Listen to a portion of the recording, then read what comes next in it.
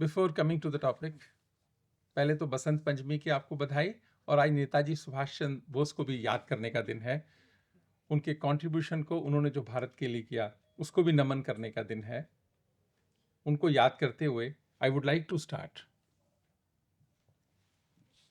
with the theme of the conference. As we all know, theme of the conference is just timely and deeply relevant to the world we are living today. Transforming business models, AI management, and the sustainability imperative. When I say to the world we are living today, this is very important because if we discuss anything out of context, then also meaning may come differently.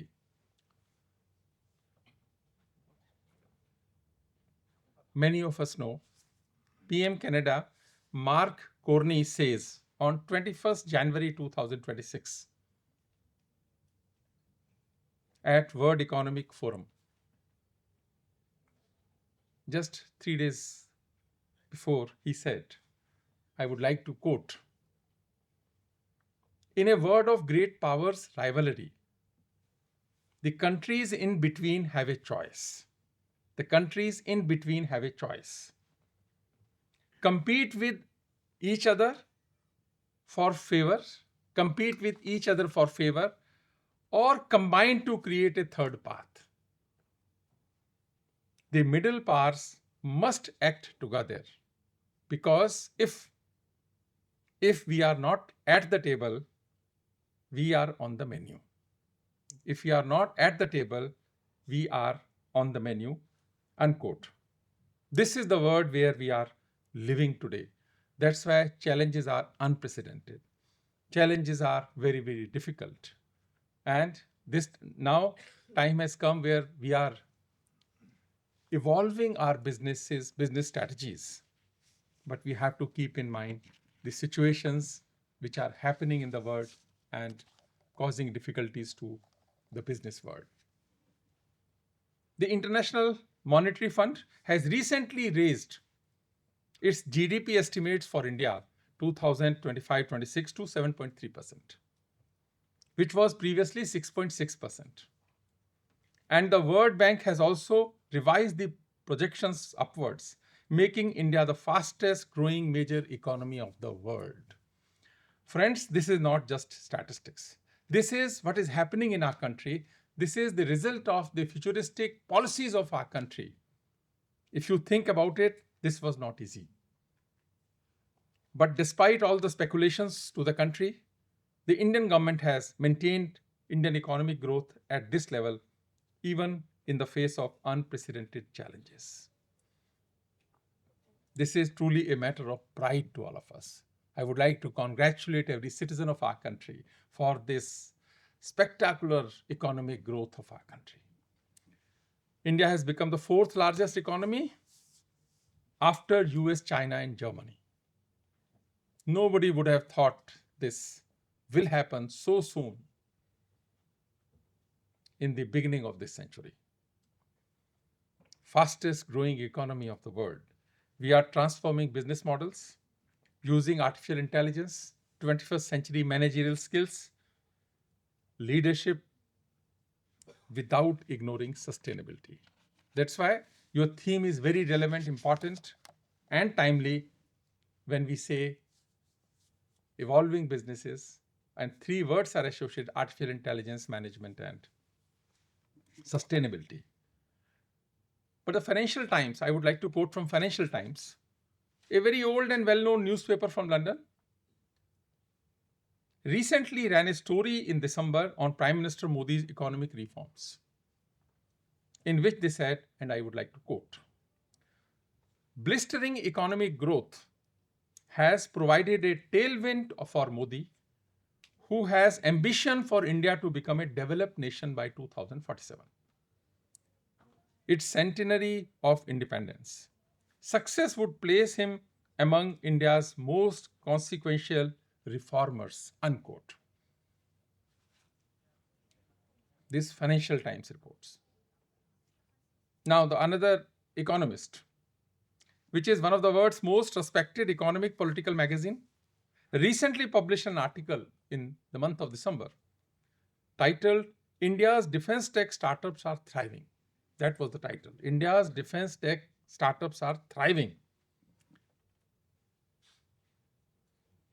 In this story, they wrote, I quote, defense tech firms have benefited from the Indian government efforts to promote indigenization. In 2018, India's Defense Ministry started channelizing money to startups and other defense companies under a scheme called Innovations for Defense Excellence. In short, IDEX, Innovations for Defense Excellence, IDEX. The idea was to connect businesses with military units that wanted specific problems solved. For some IDEX projects, the government promises a minimum order, giving startups guaranteed revenue if their prototypes works. The steady growth of the IDEX pot has helped the sector.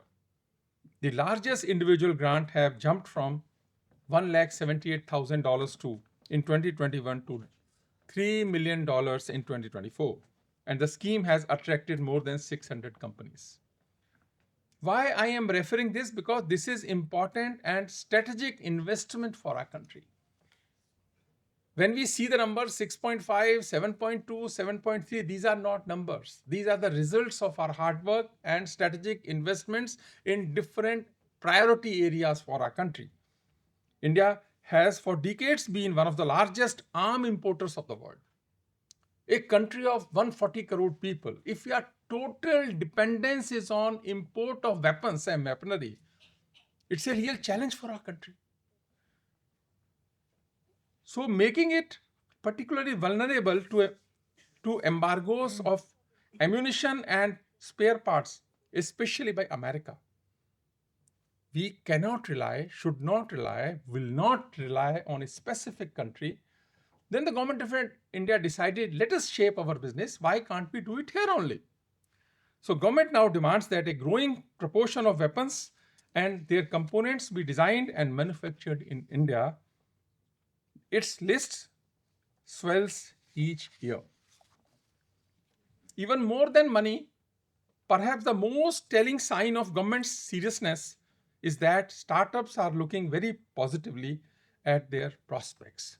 A positive energy has been infused by the policies and reforms nature of the government of India. I would like to give you examples. Mobile phones imports in 2014-15, 75% mobile phones we used to import. But now, last financial year 24-25, 0.02% mobile phones we import. Is it not a success story? It's really a success story. But there are many critics. They may say, no, we are only assembling it. We are only doing testing here. We are importing many components, if not mobile phone. But innovation does not happen in a day. There are steps, defined steps. We are in the right direction, taking right steps. And that's why these numbers are becoming very, very impressive for us. Electronics goods production. In 2014-15, it was 1.19 lakh crore. And now in 24-25, 11.3 lakh crores. Why I am saying this? Maximum foreign exchange we used to spend on oil imports, and then second was the electronics import. We have addressed one issue, electronics import, quite significantly, adequately.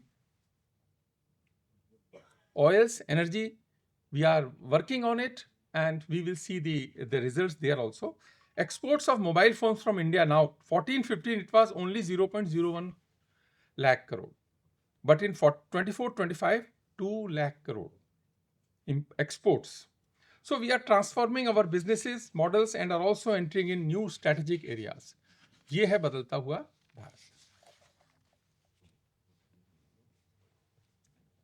Do you know, and my dear student, those who are here, they may not know, Do you know that after independence, India's slow economic growth rate was termed by Indian economists Hindu rate of growth? Our growth was only 2%, 3%, maximum 4%. And our people termed it as Hindu growth rate. But when in British's time from 1900 to 1950, our growth rate was 0%. We never termed that a British growth rate or British India growth rate. No, we never termed that. But when it comes to ourselves, we immediately say it's a Hindu growth rate. Is this not maligning an entire civilization and community? Is it not an example of communalism? The word called and recognized us. We used to be a prosperous nation. लोग उसे सोने की चिड़िया बोलते थे. Is it not an attack of our identity and dignity? This is the best example of colonial mindset. When our growth rate was 0, we never said it is a British or British India growth rate or Christian growth rate. But for Indian context after independence, we said easily, comfortably, we thought that nobody will object to it. No, time has come. People will object to it also. Now, when you say the Hindu growth rate. This is the mindset of Macaulay and his likes, with Prime Minister Modi keeps imploring us to free ourselves from. This is the issue of mindset. The unfortunate part is that it continued after the independence also by our own people. But now, कभी कहते ना देर होगी तो कोई बात नहीं. अब now time has come to correct ourselves. Now coming to the business models, Professor Shrotre has rightly said, we are evolving new business strategies. But when it comes to the Indian culture, we believe in business is for profit. Worldwide people say business is for profit. Okay, it is for profit. But when it talks about Indian culture, Indian systems, हम क्या बोलते हैं? शुद्ध लाभ की बात नहीं करते, हम शुभ लाभ की बात करते हैं. शुद्ध लाभ की बात नहीं करते, हम शुभ लाभ की बात करते हैं. और एक और बात है, भारत में अर्थ को हमेशा पैसे को अच्छा माना गया है. भारत में कभी अर्थ को बुरा नहीं माना गया, नहीं तो सोने की चिड़िया बनता कैसे? 1000 साल तक 20% से ऊपर GDP growth rate, participation in the world GDP नहीं रखता अगर ये होता नहीं तो. हमारे यहाँ पैसे को अच्छा माना गया है. इसीलिए एक श्लोक है, सुखस्य मूलम धर्मः, सुखस्य मूलम धर्मः, धर्मस्य मूलम अर्थः. अगर पैसा नहीं है, अर्थ नहीं है, धर्म की बात केवल बात है, जितनी मर्जी भाषण दे लीजिए. पैसा होगा तो धर्म होगा. पर इसके साथ जुड़ी दूसरी बात भी है, अगर पैसा होगा धर्म होगा. पैसा है आप अधर्म करते हैं, ये भी तो हो सकता है ना, जहां धर्म है वहां अधर्म भी है. तो पैसा है आप धर्म से करते हैं तो आपको सुख मिलेगा. पैसा है आप अधर्म करते हैं तो सुख नहीं मिलेगा. कैजुअलिटी, ये एक फार्मूला है खुश रहने का. सब पूछते हैं ना, what is the purpose of life? ये खुश रहना चाहते हैं. तो खुश रहना चाहते हैं तो उसके लिए धर्म से मिलेगा वो सुख, और धर्म होगा पैसे से. इसलिए बिजनेस जरूरी है, बिजनेस मॉडल्स भी जरूरी हैं. That's why faculty of commerce and their studies are important. They tell us how to make money. Philosophers tell how to talk about money. साधु सन्यासी दूसरी बात बोलते हैं कि पैसा जो है नुकसान करता है. वो सोचते हैं कि हमको दे जाओ पैसा, किसी और को दे जाओ पैसा. But when we say the transforming business means what? Transforming business means what? Develop products and services which are first in the world and best in the world. Because world is now very competitive.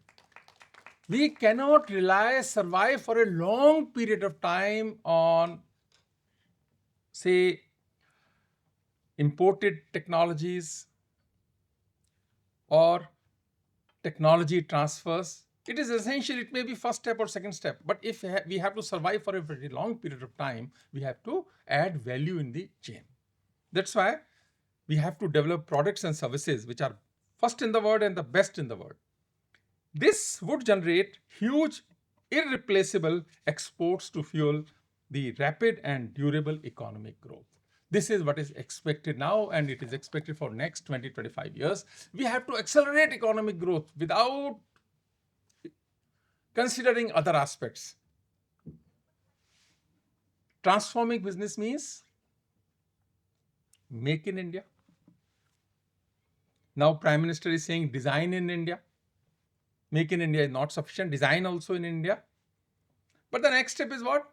We have to innovate in India. And further step is dream in India. So time will come, and our generation and my dear students, you have to create that ecosystem where we dream in India, innovate in India, design in India, and then make in India. Then and only then, ultimately, exports for India. Otherwise, how would we accelerate the economic growth of our country? And management and leaderships are essential for this, for any organization, like a university also, country also, and organizations also. In any organization, only 3 things happens naturally. In universities also, 3 things happens naturally. If you don't have leadership, poor leadership or whatever, 3 things will happen naturally. One is friction. Second is confusion and chaos. Third is underperformance. So friction, confusion, underperformance. Everything else requires leadership. Everything else requires strong leadership. And that's why this word which you have used is very important and very right, the management. Now, artificial intelligence. Let me ask you something. How many times you have heard people say AI will take our jobs? We hear this everywhere, on social media, in offices, in our classrooms, in our discussions, in our family dinner tables also. AI will take our jobs. So we should worry about it. We should take something. We should do something. So let me ask you directly, is AI really going to take our jobs?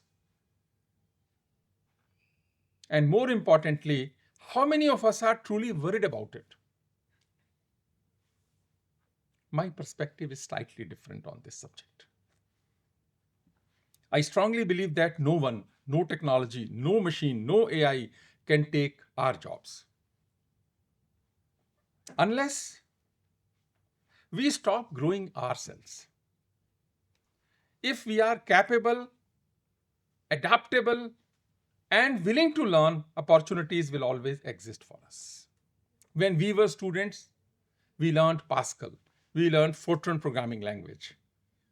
Then C came, C++ came. Now everyone is talking about Python. And if I say, no, I will do only programming in Fortran, it means I am irrelevant.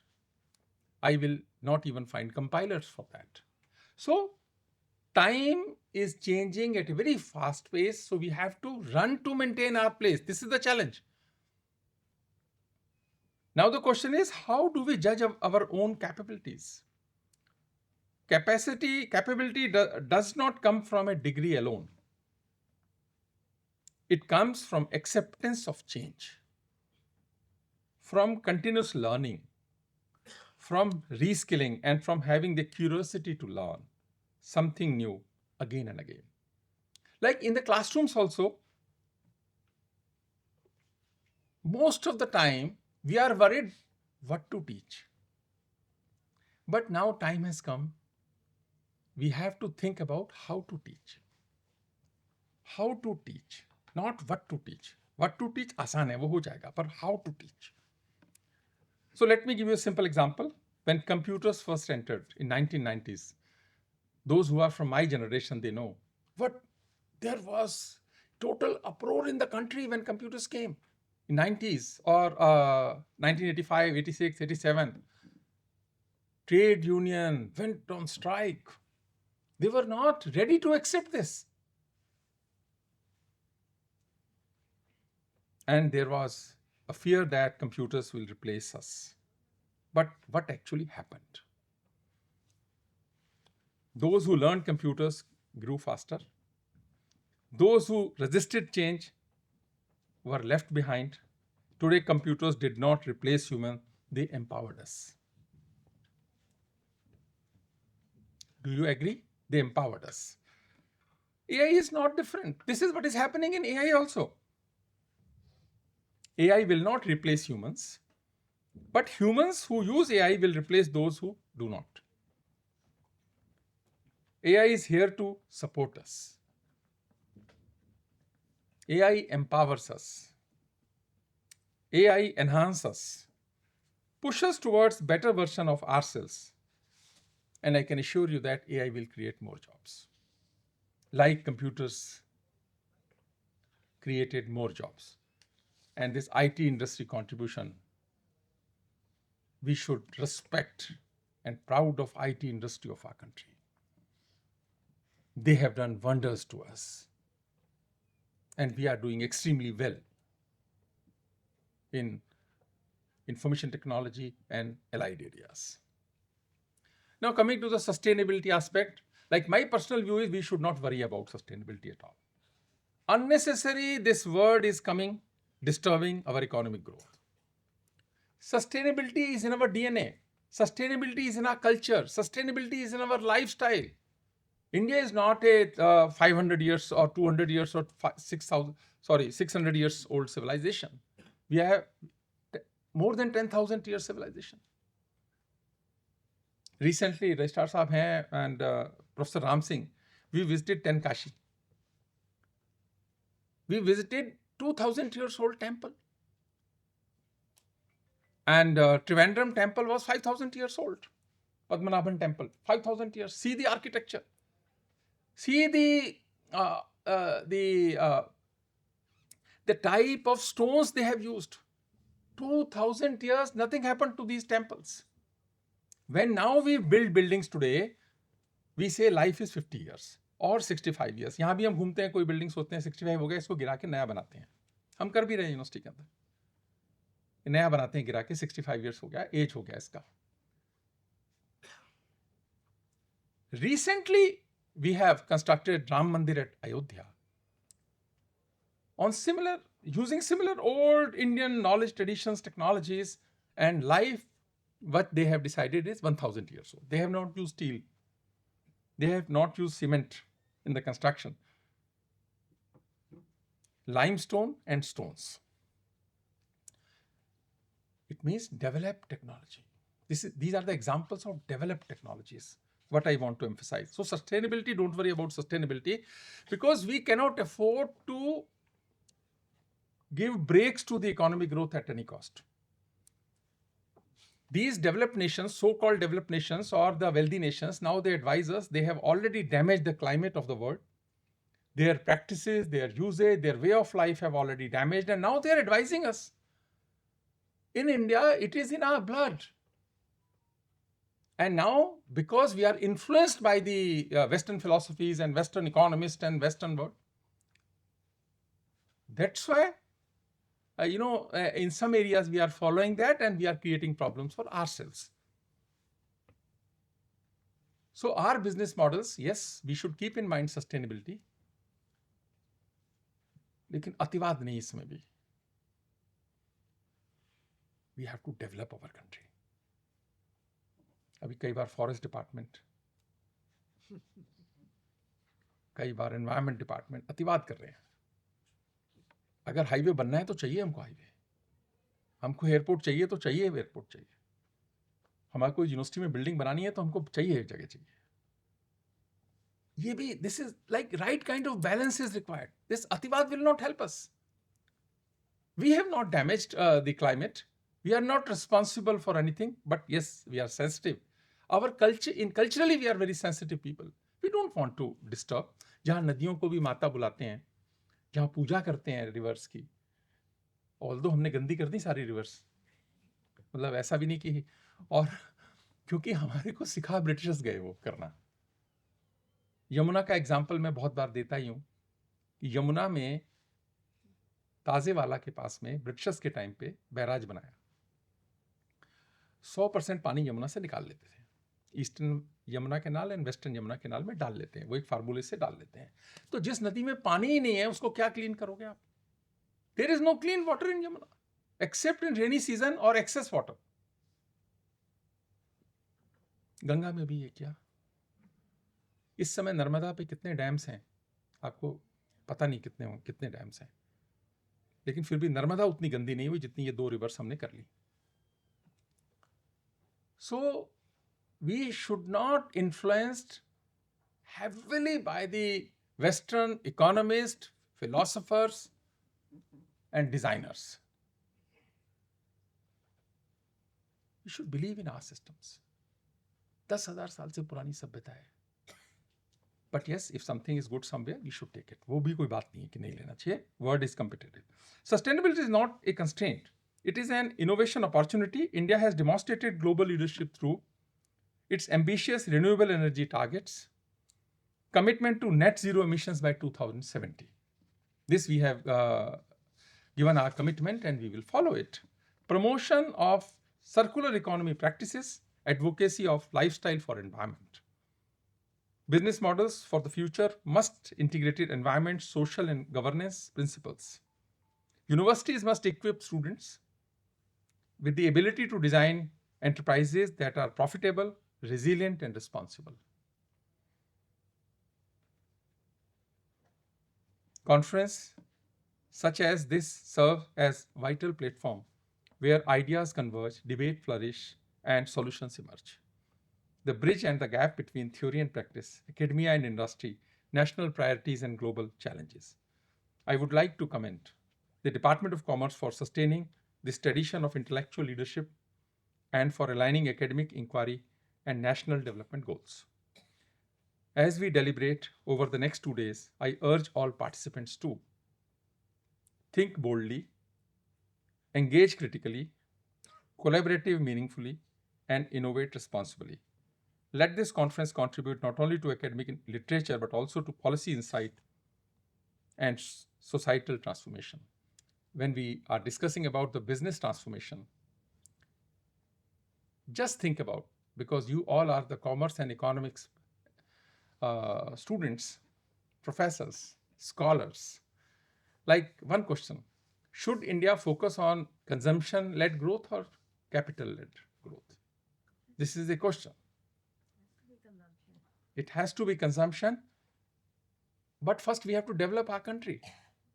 If we keep on investing on consumption, then from where we will get money to develop our infrastructure? So it's a debate. I'm not saying consumption is easy. Capital intensive is slightly like it is time consuming, but it will give benefits for generations to come. This is a question which you should discuss, deliberate, and then prepare a policy paper and advise the government. Government is also confused what to do, although their focus is on capital-led growth. I also feel that our focus should be consumption growth आएगी ही हमारे पास, क्योंकि हम हैं ही 140 करोड़ 45 करोड़, इतने सारे हैं हम, consumption तो होना ही होना है हमारा. So this is a question. Think about it, because Western worlds cannot focus on infrastructure developments and capital-led growth because they don't need now. Their total policies are based on consumption-led growth. That is what is with them all. So that's why this conference, think about it and help Government of India and people of India so that they can reform, revisit their policies if need be on the advice of the intellectual people of our country. I'm thankful to the Faculty of Commerce for this invitation. Thank you very much.